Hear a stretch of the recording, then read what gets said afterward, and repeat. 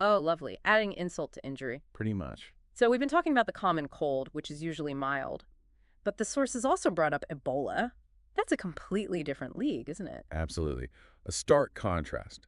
Ebola is far more aggressive, much higher mortality rate. Transmission is typically through direct contact with bodily fluids of someone infected. During illness or even after death. Both.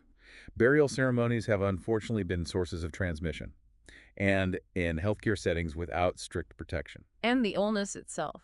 The incubation period is variable, 2 to 21 days. Starts often with fever, fatigue, muscle pain, headache, but then progresses to much more severe symptoms like vomiting, diarrhea, sometimes internal and external bleeding, organ failure. It sounds terrifying. How does the immune system even stand a chance? Well, it tries to fight back, but Ebola is known for having very effective mechanisms to evade and actively suppress the immune system. That's a big part of why it's so dangerous. So management relies heavily on preventing spread. Hugely. Strict infection control, isolating patients, tracing contacts, safe burials, engaging with the community, and crucially, vaccines. Vaccines have been developed for Ebola virus disease. That's good news. But I also read something about the virus persisting even after someone recovers. Yes, that's a really significant finding. The virus can linger in what are called immune-privileged sites. Places the immune system doesn't easily patrol. Exactly. Like the testes, eyes, the central nervous system. So very rarely, someone might relapse months later. And it can be transmitted through semen for a long time after recovery, potentially up to 15 months or even longer in some cases. 15 months, wow. That really highlights the need for ongoing care and monitoring for survivors. Absolutely, including things like semen testing programs to prevent further spread. It's a long-term challenge. It really puts the common cold in perspective. Okay, let's zoom out again to the immune system itself. We've mentioned antibodies, killer cells. Can you give us a quick who's who of the main players? Sure. So B cells are the antibody factories. They produce those highly specific proteins that tag invaders. Got it. T cells are a diverse bunch. Helper T cells kind of coordinate the response. Cytotoxic T cells, or killer T cells, directly destroy infected cells or cancerous cells. The direct action force. Pretty much. Yeah. Then you have antibodies like IgA, which are found at mucosal surfaces lining the gut, the airways, like frontline guards. Okay. IgE is mostly involved in allergies and fighting parasites. And IgD plays a role in activating B cells early on. It's a complex team. It really is. But how does this complex team know not to attack us, our own healthy cells? That seems like a critical safety feature. Absolutely vital. It's called immune tolerance. There are several layers of checks and balances. One is clonal deletion, basically. Immune cells that react strongly against self are destroyed during their training, their development. They're weeded out early. Mostly, yeah. Yeah. But some might slip through. So peripheral tolerance mechanisms exist out in the body to keep those potentially self-reactive cells suppressed or inactive. Like keeping them quiet. Kind of. And then you have regulatory T cells, or TREGs. Their specific job is to actively put the brakes on immune responses, including those that might mistakenly target self-tissues. It's amazing the level of control.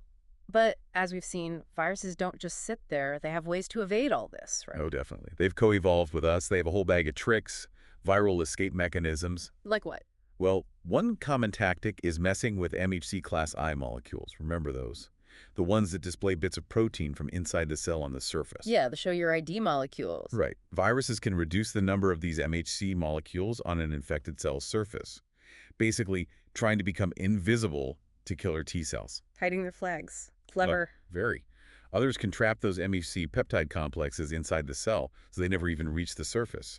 Some viruses produce their own versions of our immune signaling molecules, cytokines like viral IL-10, which can dampen the immune response. So they're interfering with our communication signals. Exactly, or even hijacking our cytokine receptors for their own benefit. Wow.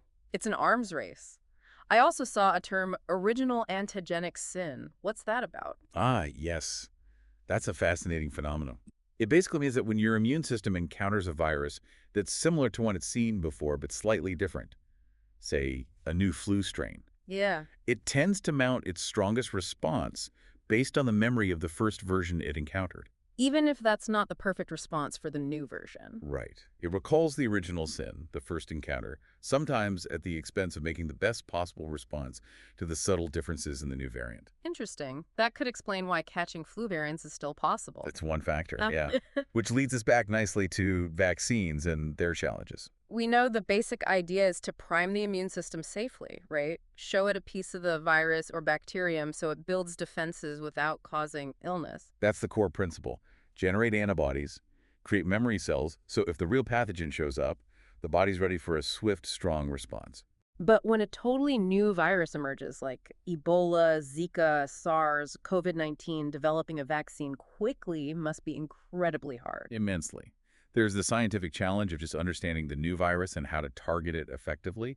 Then there's the pressure cooker of an outbreak needing rapid development, rigorous safety testing, and then manufacturing billions of doses. It's a huge undertaking. And there are different ways to make vaccines now. Inactivated, live attenuated, the newer mRNA ones. Exactly. Each approach, inactivated viruses, weakened live viruses, using harmless viruses as vectors, mRNA, DNA has its own benefits and challenges. What kind of challenges? Well, for some viruses, finding a stable part to target an antigen is hard if the virus mutates a lot.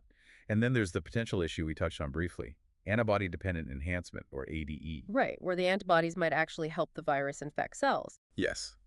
It's not common, but for certain viruses, it's a theoretical risk that needs careful evaluation during development. The antibodies, instead of neutralizing, might inadvertently make infection easier or worse.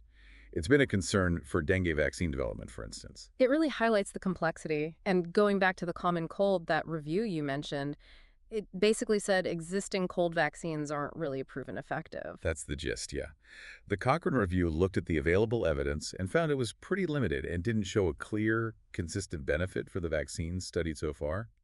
Given the huge number of viruses, the mutations, and the generally mild nature of colds, it just hasn't cracked the code yet. Well, this has been an absolutely packed deep dive. We've gone from basic healing all the way to complex viral evasion and vaccine tech. It really gives you an appreciation for what our bodies do constantly. It really does. That intricate dance between our immune system and the microbes around us is happening all the time. Hopefully you have a better sense now of why the common cold is so persistent, why something like Ebola is so dangerous, and the sheer ingenuity involved in fighting these battles both naturally and with medicine. Definitely. So considering everything, the constant evolution of these viruses, our growing understanding, amazing new tech like mRNA, what's a final thought for everyone listening? Maybe think about this. Yeah. What does the future hold? Could we eventually get that elusive broad-spectrum cold vaccine? And how might things like personalized medicine change the game, tailoring approaches to boost your specific immune defenses down the line? Something to chew on.